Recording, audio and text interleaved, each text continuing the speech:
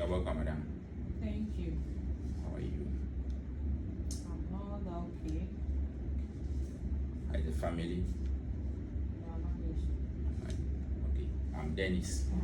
I'm peace upon. It's upon. And you say you're not okay. What is it? Is everything okay? Not really. For some times now, I've been going through a lot of stress. Going through stress. Stress. Yes. When you say stress, what do you mean? Okay, I would say we have been married for 2 years now. We have been trying to conceive and it's not forthcoming. So it has really got me thinking. I've made me have sleepless nights and at times find it difficult to concentrate on my job. Your job. What do you do? I teach. Yeah, a teacher. Oh yes. Teach at which level? Basic level. Basic level. GSS Yes. or primary? GSS. GSS, okay. So, where do you stay? Where are you living? Okay, I live at the village where I teach. It's around Ho. It's not far from Ho. About 45 minutes drive from Ho. 45 minutes drive from home. Okay, so that's where you work. That's where I work. That's where I stay. So I normally visit Ho during weekends. Okay, so but do you stay with your husband?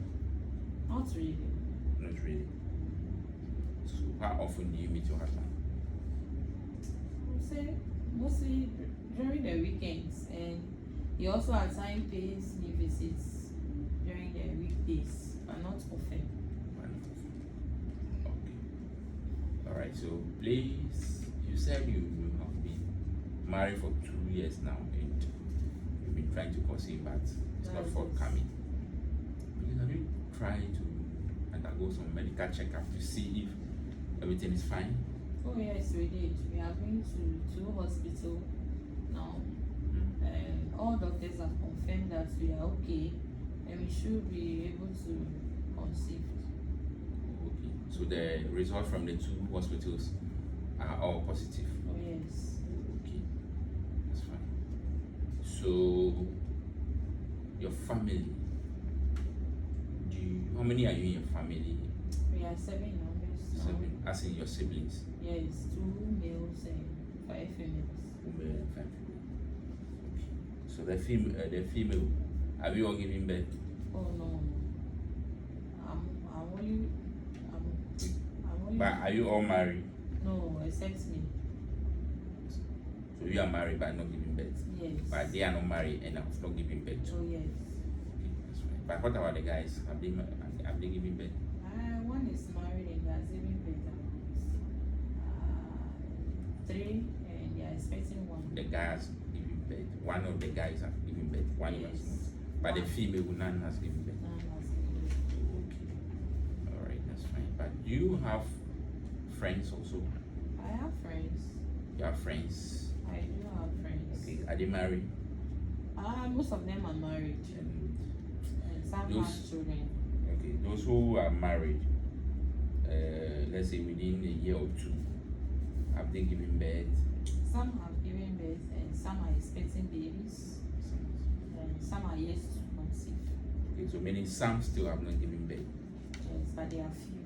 Okay, that's fine. So I believe the pressure from your peers, your friends, that's those that have not given birth, or that you have not given birth is one of the reasons or causing you to also be thinking, how does that, Yes, in a way, it affects.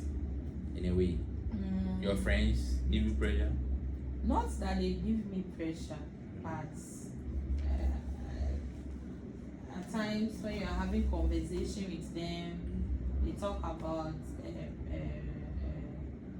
parental care or child labor or the process of the journey of pregnancy, and how kids disturb them. So at times I really feel sad that I'm not sure that. You don't, because you don't experience the keys worrying you and all that. At times you'll be yearning for those experiences. Alright, that's fine. Don't worry. to come. Amen. We hope for the best. Okay. So, are you a Christian? I'm a full-time Christian. Yeah, Christian. Where do you fellowship? Catholic. Catholic. Okay.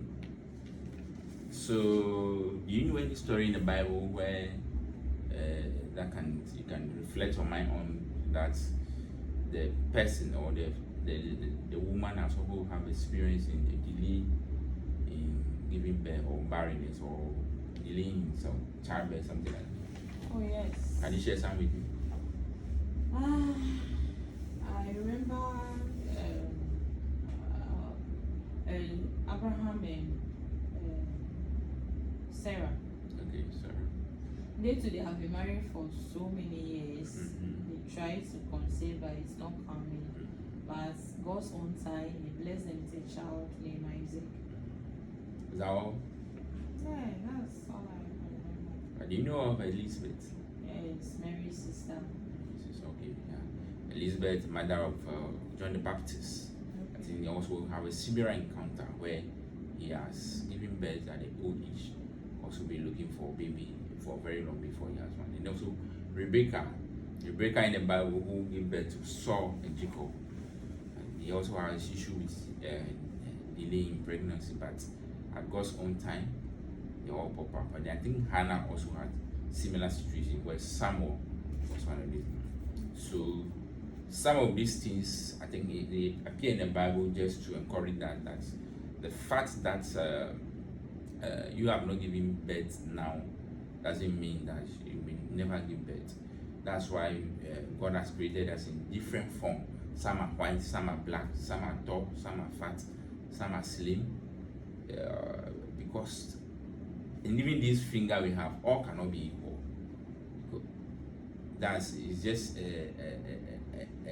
something to tell us that all the things that are happening to everybody we all cannot experience the same situations.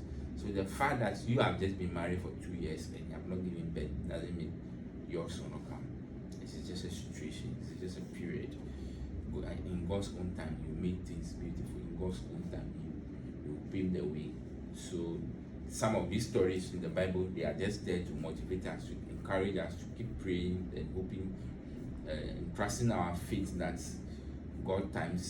in God's own time, He will make things beautiful.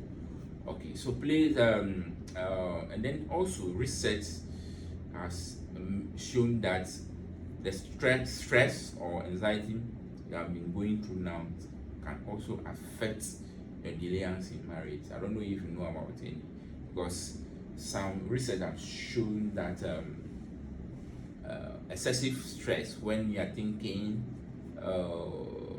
giving anxiety, unnecessary fear, can cause hormonal imbalance where there will be delayance in marriage, and also it can also affect the menstrual irregular or causes menstrual irregularities or delayance in having menstrual period.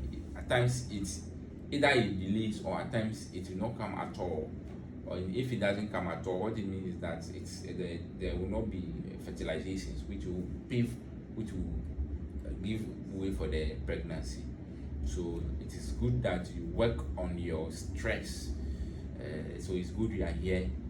We'll try and go through some mechanisms or some therapies or coping strategies for you to be able to mitigate or practice anytime you feel the symptoms or the episode.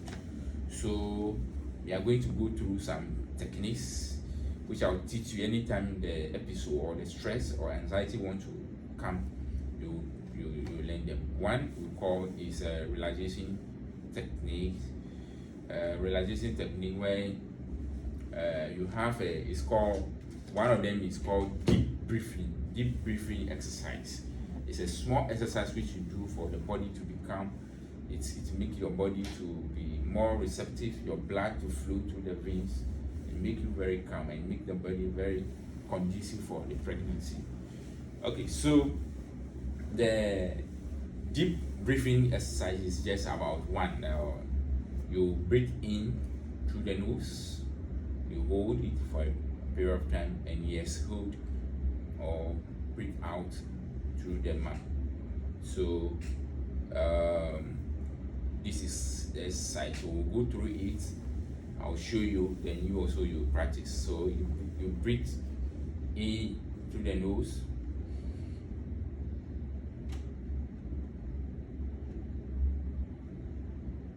You hold.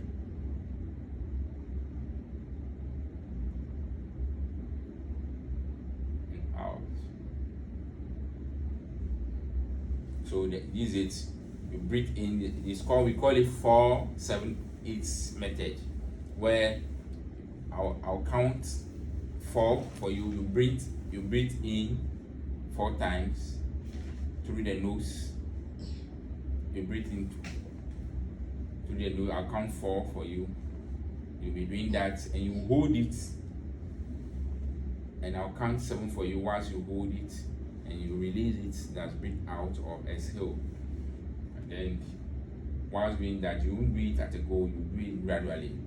I'll be counting 7. So let's go through it. So please, you breathe in. I'll count 1. Okay, I'm going to start. 1, 2, 3, 4. So you hold 1, 2, 3, 4, 5, 6, 7. So you breathe out. 1, 2, 3, 4, 5, 6, 7, 8. Good. So this one you'll be doing it regularly. Anytime the episode want to appear, it helps you to calm the nerve and all that. And then the another one we also call mindfulness grounding. The mindfulness grounding is just that one. You also first of all breathe in, breathe out, but we are going to use the sense organ. When I say the sense organ, do you know? Can you give me some of the sense organ? The eye, the ears, the nose. Okay. All right. So the sense organs, for instance, I'll mention the sense organ like let's say the eye. You mentioned the 5 things you see. You can see with your eyes. Can you give me the 5 things here? Okay, I can see television, portraits, AC, table and chairs. Very good. And then you mentioned 4 things you can touch. Yeah. 4 things I can touch. The chair, the table, my dress, and the floor. Okay. So mention 3 things you can hear. I can hear the sound of the AC. I can hear the horns of the cars, and I can hear a footstep of someone who just passed. Okay, so you mentioned 2 things you can smell. I can smell the fragrance of the room and the fragrance of my dress. Then how do you feel? I feel a bit calm and relaxed. Okay. So how do you feel after this session? Can you tell me something? After this section, I have felt so calm and a bit relief. Yes. Okay. So what are some of the takeaway you can give me? Okay, one of the takeaway is the hormonal imbalance. How stress affects the hormonal imbalance to cause delay in menses, and also prevents the egg to fertilize, and also we'll be able to use the methods that you taught me to calm my stress, the deep breathing, the mind grounding, and so that whenever those mindfulness grounding, whenever those anxiety tries to occur, I'll use them to calm them. Calm yourself. Oh, that's good. So these relaxation techniques are just for you to use them anytime the episode will occur, so that the mind will not be on the stress, or the stress will not will occur to affect things that will cause your the delay. So thank you for coming. I think in our next episode we'll learn try them and come and give me the account of the rehearsal, the practice you've been engaged in. Thank you.